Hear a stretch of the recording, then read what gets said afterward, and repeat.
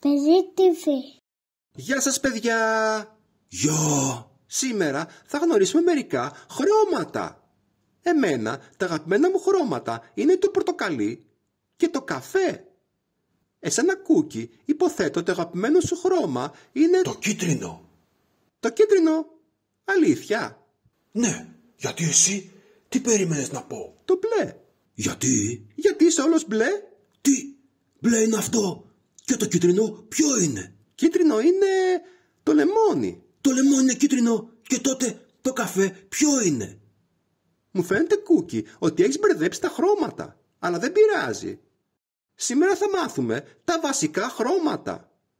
Τι σημαίνει βασικά χρώματα?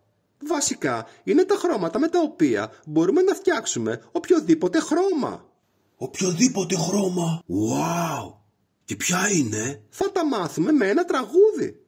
Δώσε ρυθμό Κούκι. Ευχαρίστως.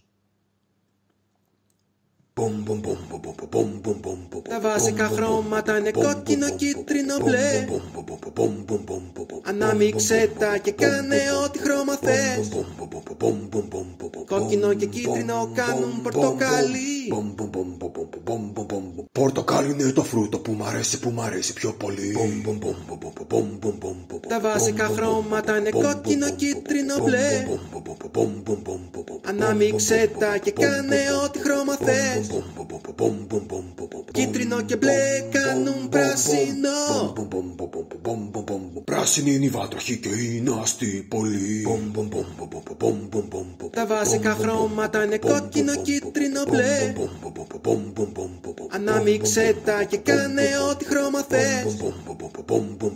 Κόκκινο και μπλε κάνουνε μοβ. Μοβ είναι η μέδουσα, μα μην είναι μακριά της γιατί. Αυτό το τραγουδάκι μας παιδιά, ελπίζω να σας άρεσε. Ναι, αλλά εγώ έχω πολλές απορίες ακόμα. Τι απορίες έχεις? Το καφέ πώς βγαίνει? Το καφέ βγαίνει αν ενώσουμε πράσινο και κόκκινο. Το ροζ? Κόκκινο και λευκό.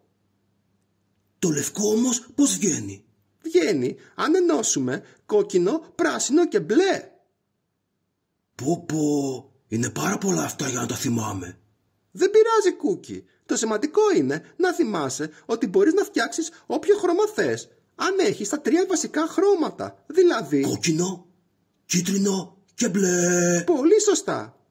Ευχαριστούμε που μας παρακολουθήσατε παιδιά. Ραντεβού την επόμενη φορά. Γεια σας. Γεια. Αν σας άρεσε το βίντεο παιδιά, κάντε like και εγγραφή στο κανάλι μας. Ναι, και να τρώτε και πολλά μπισκότα. Κούκι.